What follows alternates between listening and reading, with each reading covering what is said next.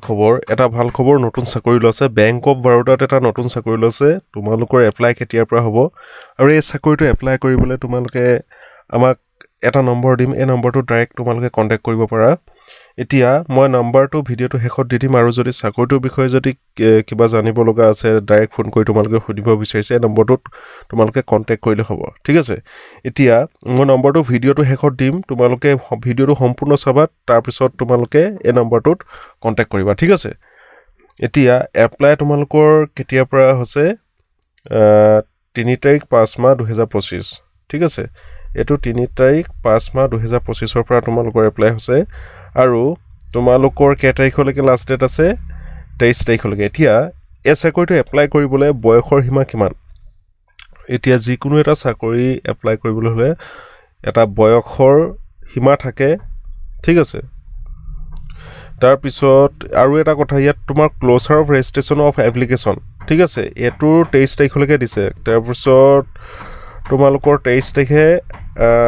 ending হ'ব আৰু last date for printing your application তোমালোকে যদি 7 তাৰিখ 6 মাহ 2025 ৰ আগত এপ্লিকেশনখন প্ৰিন্ট নকৰা তেতিয়া মানে তাৰ পাছত প্ৰিন্ট কৰিব নোৱাৰিবা ঠিক আছে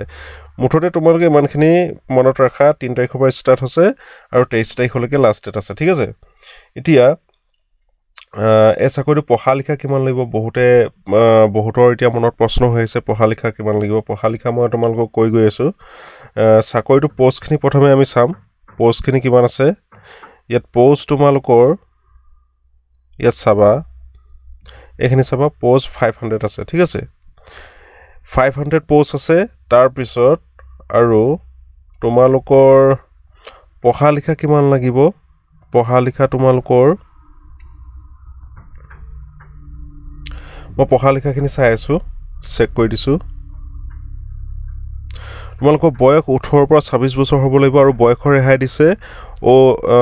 এসসি এসটি 5 বছৰ আৰু ওবিসি 3 বছৰ ওবিসি এ 29 বছৰলৈকে এপ্লাই কৰিব পাৰিব আৰু ওবিসি এসসি এসটি 5 বছৰলৈকে ঠিক আছে এখিনি হৈ গল তাৰ পাছত ইয়াত পঢ়া লিখা কিমানখিনি লাগিব মই হেখিনি চেক কৰি দি আছো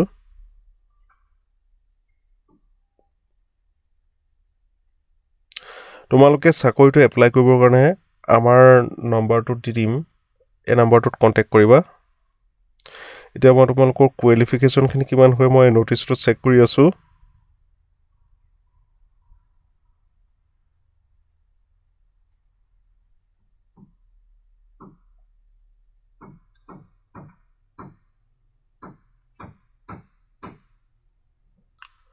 তোমালোকৰ পঢ়া লিখা ইয়াত চাবা এখিনি তোমালোকৰ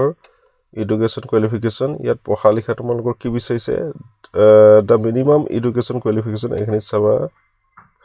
কোৱালিফিকেশন 10th স্ট্যান্ডাৰ্ড ঠিক আছে তোমালোকে মেট্ৰিক পাছ হলে হ'ব মেট্ৰিকুলেশন পাছ অৰ ইটস ইকুইভ্যালেন্ট এক্সামিনেশন পাছ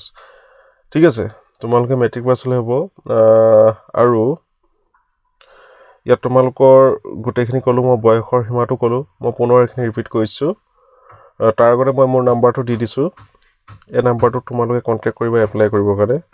6001672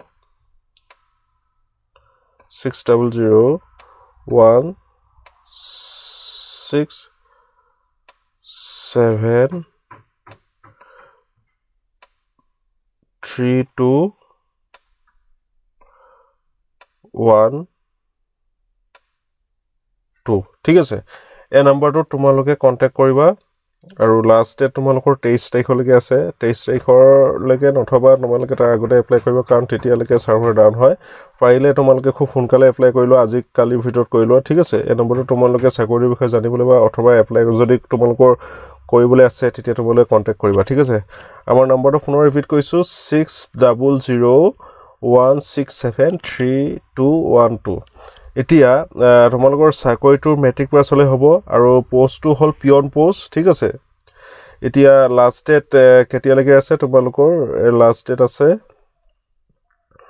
ইয়াত 500টা ভ্যাকেন্সি আছে টোটাল আৰু বয়সৰ 18 পৰা 26 বছৰ ওবিসি 29 বছৰ আৰু যিসকল এসসি এসটি তেওঁলোকৰ 31 বছৰ ঠিক আছে তেওঁলোকৰ 32 বছৰ বা এসসি এসটিৰ 32 বছৰ আৰু তোমালোকৰ পঢ়া লিখা মেট্ৰিক পাছ হ'লে হ'ব ঠিক আছে এইখিনি হৈ গ'ল তাৰপিছত তোমালোকৰ আৰু এটা মই চেক কৰি দিছোঁ লাষ্ট ডেটটো আছিলে 23 তাৰিখ 5 মাহ 2025 ঠিক আছে